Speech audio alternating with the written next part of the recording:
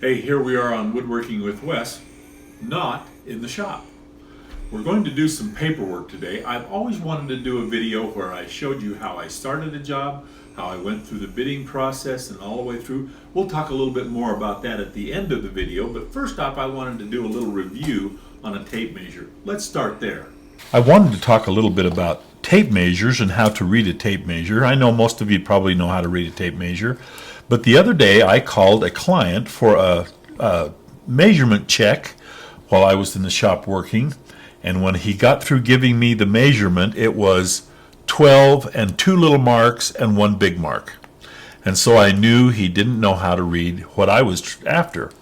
And so I had a picture blown up of a tape measure, and this one shows the individual 1/8 marks, and that's an inch is divided into eighths. There's your half, your quarter, and then it's divided down to eighth. And then if you look at the little marks, this mark here is a 16th and then a 32nd. Now you can see on a standard tape measure, those marks are not shown. But as you would read a tape measure, if you were to call somebody or were to give a measurement to somebody, say your measurement is 15 3/8 of an inch. You would look at your tape measure, 15, and then 1, 2, 3.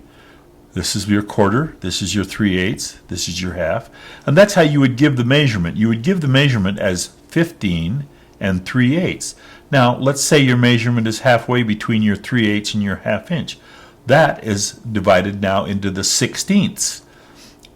1/2 is 8/16, so 1 less is 7/16. So this would be a measurement of 15 and 7/16.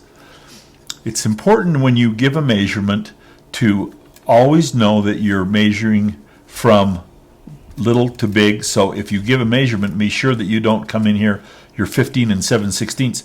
Make sure you don't go 16 less this much. It's 15 and 7/16.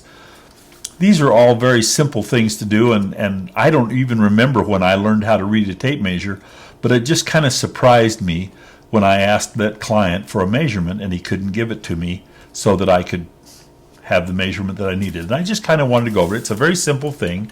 Just remember, inches are divided but to eighths and sixteenths. Your big mark in the middle is a half. Your next mark is a quarter. These marks are eighths. Those marks are sixteenths. And if you get down here to the bottom end of the tape, it's even divided into 30-seconds. And sometimes when I do jobs, I have to make a measurement or a calculation based on 30 seconds. And I use that quite a bit in order to keep my measurements accurate. So just some of the things that we talk about and we do in measuring jobs. We're going to start this video with a blueprint, because when I get a job, typically that's where I have to start working, is on a blueprint. Your blueprint comes with a table of contents, for lack of a better term. Gives you all of your abbreviations, shows you what you're looking for, gives you symbols here to know with, and which page that you're going to be working on. Now, as a cabinet maker, I'm always working on a floor plan. So 101, main floor plan, and we're going to go right to that. And I have this little triangular ruler here. This is called a scale. A scale tells me how drawings are made so that I can determine how big this drawing is and how to measure into it. And I'm going to demonstrate that to you when we get to the deal. But let's go to A101. We'll go down here. A101. That's our floor plan. And bingo, there it is. There's our main floor plan right there. Let's pull it over here so we can see what we're working with.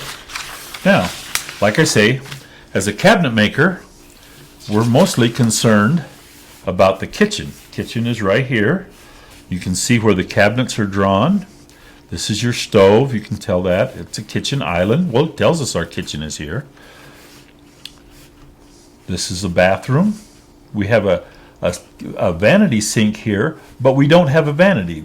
I can tell by the way that that's drawn, the symbol that would have been on the deal, that is a pedestal sink. There's no vanity there. Here's a laundry room. These are your counters right there. So that's the way we tell what we're working on by a blueprint. Now back to our scale. This scale down here at the bottom of the deal, floor plan, your scale, 1/4 inch equals 1 foot. That's our scale. Our floor plan tells us down at the bottom here that our scale is 1/4 inch equals 1 foot. So we go to our scale and we find the 1/4. This 1/4 is divided into inches to equal 1 foot. Now we know that cabinets are typically 2 feet deep, and so if we lay our scale on there, there we are. 1, 2. That's 2 feet deep. And we could lay our scale along there and measure, and we could tell exactly how long our cabinet run is. We could tell where we've got to go. Our island is 42 inches wide, and we could just do all of that by the scale. And that's how I start out. And I take this drawing and I turn it into a layout sheet that I can take to my client and show them where we're going to put doors and drawers. And that's our next step. And that's what I wanted to talk to you about at the beginning of the video. We're going to be doing a series of videos. This being the first one, I'm just going to show you how we start. Now that we know what we're looking at when we look at a blueprint, the next step that we have to do is turn a blueprint drawing into a layout sheet that we can take to our client and show them where we're going to put doors and drawers. And that's what we're going to do next. And we're going to do this in a series of 2 or 3 videos. Our next video, we're going to do a layout sheet. We're going to show you how we would calculate where doors and drawers and the size of the cabinets. And then I'm going to show you, if you've watched any of my videos before, you've seen my crude shop drawings. I'm going to show you how I take a layout sheet and how I determine what my crude little shop drawing is going to be. My shop drawing tells me everything that I need to know for cutting the job when I'm in the shop. So we're going to do a layout sheet, we're going to do a shop drawing. Then on our video after that, we're going to actually build the cabinet. And I build cabinets on a European style, so a frameless construction. But a typical type of cabinet construction is also face frame construction. And we're going to take my layout sheet and we're going to do a shop drawing in European or frameless construction and a shop drawing in frame style construction. And we're going to build both styles of cabinets, and then we're going to take you to a job and show how I do install. And we're going to do this in a series of videos. So subscribe, pay attention so that you can see when these jobs are, or when these videos are coming, so you can watch how I take a job all the way from paper drawings to all the way installed and a happy homeowner. We'll see you then on Woodworking with Wes.